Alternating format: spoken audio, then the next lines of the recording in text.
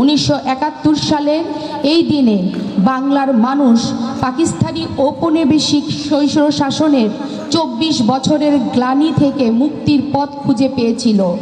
তারা তাদের অমূল্য জীবন বিসর্জনের মাধ্যমে ছিনিয়ে এনেছিল স্বাধীনতার রক্তিম সূর্য।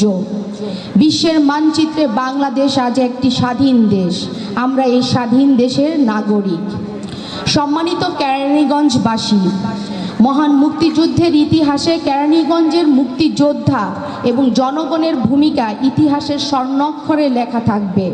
1971 সালের 25শে মার্চ রাতে পাকিস্তানি হানাদার বাহিনী ঢাকা বিশ্ববিদ্যালয়, ইপিআর সদর দপ্তর, রাজারবাগ পুলিশ লাইন সহ কয়েকটি গুরুত্বপূর্ণ জায়গায় একযোগে হত্যাযজ্ঞ চালানোর পর অর্থাৎ 26শে মার্চের দিন ঢাকা ছিল স্তম্ভিত, শোকার্ত, ভয়াল এক নগরী।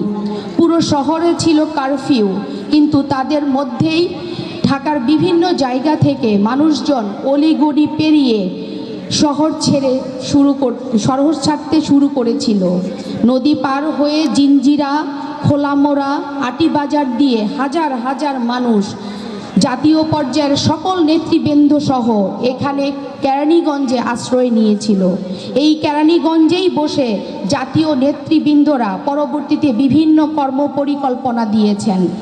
মুক্তিযুদ্ধের শুরুর থেকে বিজয় অর্জন পর্যন্ত বিভিন্ন পর্যায়ে কেরানীগঞ্জের নারী, পুরুষ, শিশু, বাচ্চা যারা কেরানীগঞ্জেরই বাসিন্দা তাদেরকে খাওয়া দাওয়া, সেবা শুশ্রূষা দিয়ে সাহায্য সহযোগিতা করেছেন।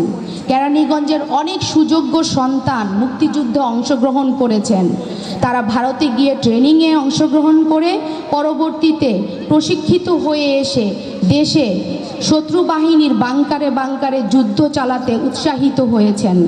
পাক হানাদার বাহিনীর সাথে যুদ্ধ করে দেশের স্বাধীনতার জন্য কেরানীগঞ্জের 24 জন সূর্য সন্তান জীবনকে উৎসর্গ করে গিয়েছেন। আজকের এই দিনে কেরানীগঞ্জবাসী এবং কেরানীগঞ্জ উপজেলা প্রশাসন তাদেরকে গভীর শ্রদ্ধা ভরে স্মরণ করছে।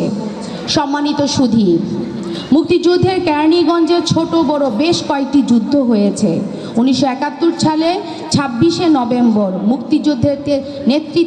মুক্তিযোদ্ধাদের নেতৃত্বে পরিচালিত হয় ইতিহাস খ্যাত রহিতপুর ইউনিয়নের নতুন সোনাকান্দা সৈয়দপুর যুদ্ধ। যেই যুদ্ধের বিজয় পরবর্তীতে কেরানীগঞ্জ, নবাবগঞ্জ, সিরাজদি খান উপজেলার বিজয় পতাকা আনতে বহু ধাপ এগিয়ে নিয়েছে। অতঃপর আমরা বিজয় অর্জন করেছি 16ই ডিসেম্বর। জীবন দিয়ে, রক্ত দিয়ে বাংলাদেশ পেয়েছি। সারা দুনিয়ার মানুষের কাছে আমরা বাঙালি বীরের জাতি। প্রিয় বন্ধুগণ, আজ 2025 সালের প্রেক্ষাপটে দাঁড়িয়ে আমরা নতুন সম্ভাবনাময় বাংলাদেশের প্রথম স্বাধীনতা দিবস উদযাপন করছি। যদি আবার সেই মুক্তিযুদ্ধের চেতনায় আলোয় আলোকিত হতে চাই, তবে এই চেতনায় জড়িত থাকবে নতুন দিনের আহ্বান, নতুন সম্ভাবনা। আজ আমাদের দেশের রাজনৈতিক প্রেক্ষাপট নতুন রূপ নিচ্ছে। আমরা চাই এই পরিবর্তন জাতির উন্নতি, ন্যায় বিচার, গণতান্ত্রিক অধিকার প্রতিষ্ঠার পথে সাফল্য এনে দেবে। পরিবর্তিত এই সম্ভাবনাময় দিনে আবার আমাদের বৈষম্যহীন এক নতুন বাংলার গড়ার প্রত্যয় করতে হবে। আমাদের যুব সমাজ, আমাদের তরুণ প্রজন্ম আজ আশার আলো জ্বালিয়ে রেখেছে। তাদের মধ্যে লুকিয়ে আছে সম্ভাবনার শক্তি, ভবিষ্যতের উন্নয়নের চাবিকাঠি। এই প্রজন্মের কাঁধে আমাদের দেশের উন্নয়নের ভার। তাদের হাত ধরে আমরা চাই এক নতুন, এক স্বপ্নময় দিগন্ত। স্বাধীনতা দিবসের চেতনায় শুধু অতীতের নয়, এটি আমাদের ভবিষ্যতের পথেও। যে আত্মত্যাগ আজকের এই দিনে সম্ভব হয়েছে, সেই বীরদের আত্মার কাছে আমাদের প্রতিজ্ঞাবদ্ধ হওয়া উচিত। আমরা জাতিতে সমৃদ্ধির পথে এগিয়ে নিয়ে যাব।